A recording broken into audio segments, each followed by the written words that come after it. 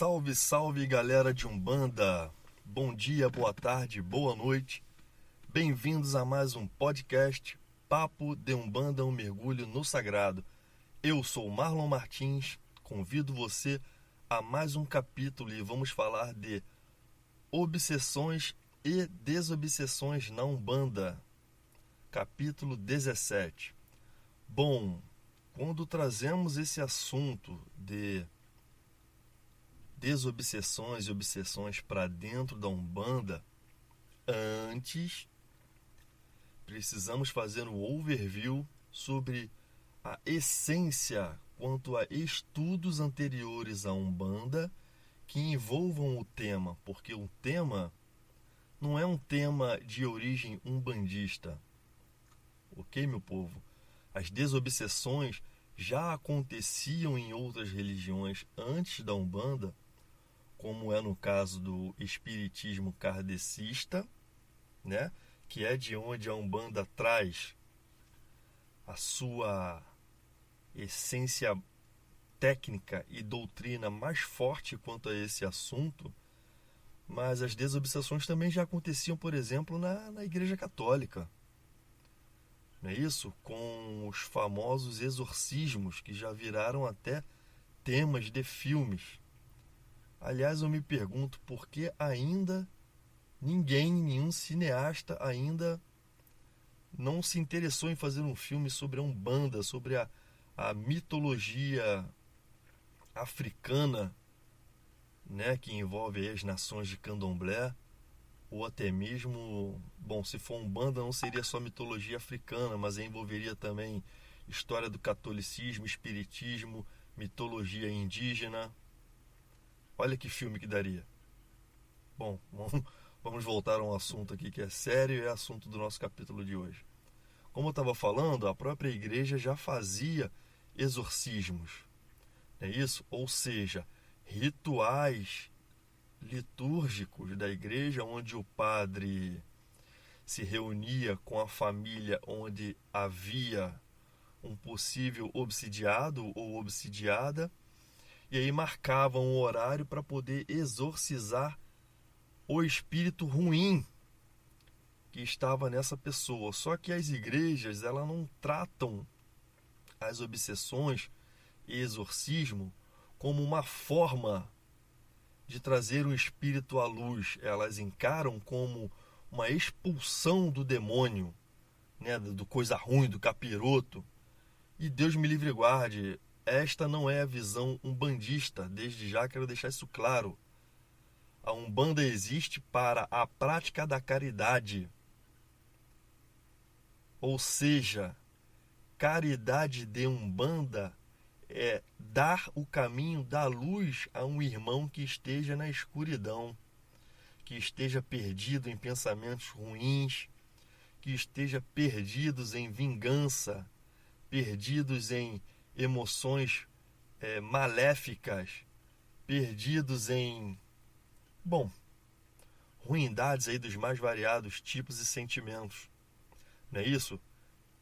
Então, assim, a igreja já fazia o exorcismo há muito tempo atrás. Pode botar aí com certeza, desde que ela começou praticamente, tendo um adendo aí muito forte na época da Santa Inquisição, época em que milhares de pessoas morreram. Gente, eu não estou aqui julgando a Igreja Católica, eu estou voltando um pouco no passado para que possamos entender de uma forma melhor e mais proveitosa o assunto obsessão e desobsessão na Umbanda, tá ok?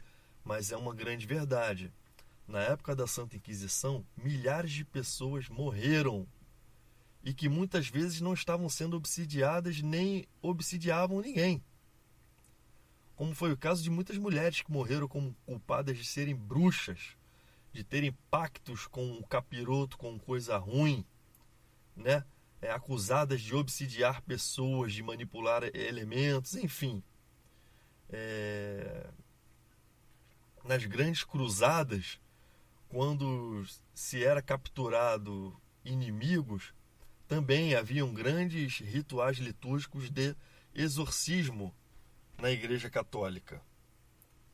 Entendeu, meu povo? E então isso já é um assunto bem antigo nas outras religiões, sempre aconteceu, não é mesmo? E a Umbanda, hoje, estamos no ano de 2020, podemos perceber que a Umbanda trata o assunto de uma forma totalmente diferente das outras religiões, né?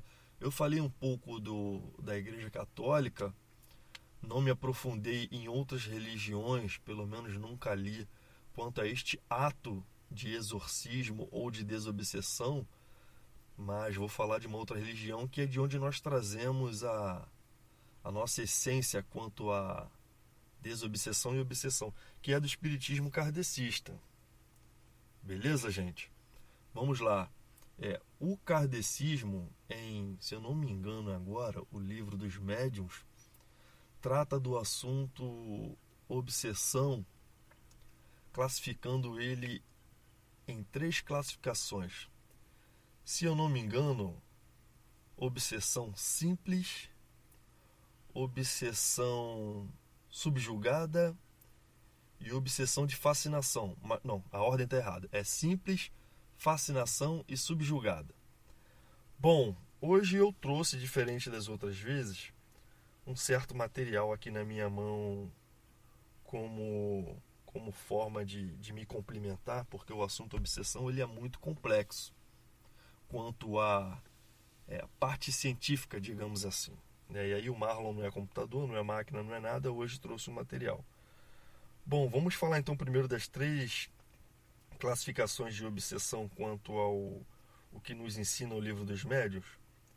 Bom, obsessão simples é o início de uma obsessão, que é, como já diz a classificação, ela acontece de uma forma simples. O obsessor, primeiro, ele está conhecendo o obsidiado e aí toma conta de alguns poucos pensamentos do obsidiado, de algumas poucas atitudes, começa de uma forma muito leve. Como que a gente pode perceber isso? Irritabilidade momentânea, onde o obsidiado do nada volta ao normal, né? A pessoa dá uma explosão de uma ignorância, uma coisa assim, e volta ao normal. Pode ser o início de uma obsessão e ainda está num estágio simples, né? Quando eu digo estágio, porque apesar das classificações, é um estágio que se aplica ao processo de obsessão, porque começa de uma forma simples e vai até a forma subjugada, que nós vamos falar daqui a pouco. Bom, a segunda classificação de obsessão, segundo o livro dos médiuns, é a obsessão por fascinação, que aí ela já avança o estágio da obsessão simples, e aí o obsessor já tem mais controle quanto ao obsidiado, não é isso? Ele já consegue interferir no raciocínio, faça isso, não faça aquilo, tome essa atitude, não tome aquela, tome mais álcool porque eu estou precisando, porque eu gosto, né? Fume mais porque eu estou precisando tirar essa essência, não exatamente com essas palavras que eu estou utilizando, mas o sentido é esse, tá ok? E a terceira classificação que nos leva ao terceiro estágio da obsessão é a de subjugada, né? A obsessão subjugada, onde o obsessor já tem completo domínio sobre o obsidiado. E aí o obsidiado já está totalmente triste, sabe que está passando por um processo obsessivo, mas não faz nada para melhorar, já deixa de ter fé, deixa de orar, deixa de procurar a casa dos pais, a casa dos amigos, deixa de fazer coisas que gostavam, porque o obsessor já está num estágio altíssimo de vampirismo. E aí o cara fica ali arriadaço, cansado, sem ânimo para nada, totalmente desanimado. Então esse é o estágio em último grau, vamos dizer assim, da obsessão. E que aí, gente, a gente precisa ter muito cuidado e ter estudo e doutrina o suficiente para entender e identificar casos como esses. Porque casos como estes podem levar o obsidiado facilmente a uma tentativa de suicídio. Porque a pessoa perde a vontade de viver. Perde a vontade de estar entre os amigos, perde a vontade de estar entre a família. Bom, gente, se a pessoa não tem fé, não tem vontade de estar entre a família, não tem vontade de estar entre os amigos, não tem capacidade de amar, de dar prazer e nem de receber prazer de ninguém, esta pessoa está fazendo o que no mundo? É exatamente esse o raciocínio do obsidiado em alto estágio. O que eu estou fazendo no mundo? Eu não sirvo mais para nada. Eu não tenho mais vontade de nada. E aí é um passo curtíssimo para que se atente contra a própria vida. Então nós, umbandistas, precisamos ter essa sensibilidade. Não estou pedindo aqui, não estou falando, não estou conversando para sermos neuróticos, fanáticos. Temos que ter equilíbrio nas nossas atitudes, nas nossas análises, nas nossas percepções. Mas nós precisamos ter estudo o suficiente, doutrina, para identificar esses casos no nosso dia a dia, porque às vezes isso acontece tão próximo a gente que a gente não se dá conta. Não é mesmo? Não se dá conta do que está acontecendo.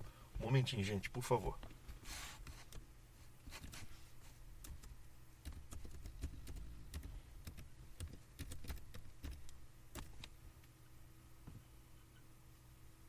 Bom, peço desculpas porque o computador deu uma travada aqui, mas eu acho que agora vai ficar legal. Bom, deixa eu me ajeitar melhor aqui para isso, que assim acho que vai ser melhor. Bom, vamos continuar. Então, assim, a gente precisa tomar muito cuidado, estudar muito, estar sempre atentos, porque isso vai acontecer de vez em quando, de um amigo, de uma pessoa próxima estar passando por situações como essas, de obsessão, e a gente precisa perceber. Entendeu? Bom, então nós falamos das 3 qualidades de obsessão, e fora as qualidades de obsessões, nós temos aí o direcionamento das obsessões. Como assim, Marlon, o direcionamento da obsessão? Gente, eu estou falando de técnica e doutrina espírita kardecista, que é totalmente aplicável na Umbanda. Só que o resultado final na Umbanda ele é um pouco diferente.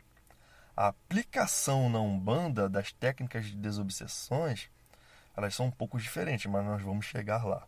Tá ok? Bom, e quais são as direções em que acontecem as obsessões?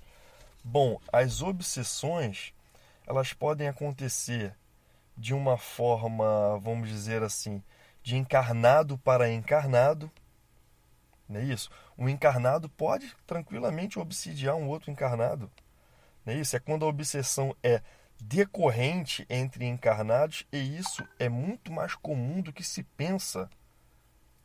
Tá ok, meu povo? Um exemplo disso é quando achamos que o outro nos pertence, ou que é nosso objeto de manipulação. É isso? E aí começamos a apresentar exageros de ciúme, de raiva, de ódio e tudo mais. Tá ok? Qual é a outra direção em que pode acontecer a desobsessão? De desencarnado para desencarnado, onde ocorre o seguinte, vamos lá, vamos dizer assim, é muito comum em caso de perseguições espirituais de algozes que fizeram mal a alguém enquanto ambos estavam encarnados em uma outra história, em uma outra experiência encarnatória, não é isso? Onde um consome paixões inferiores em relação ao outro. Ou seja,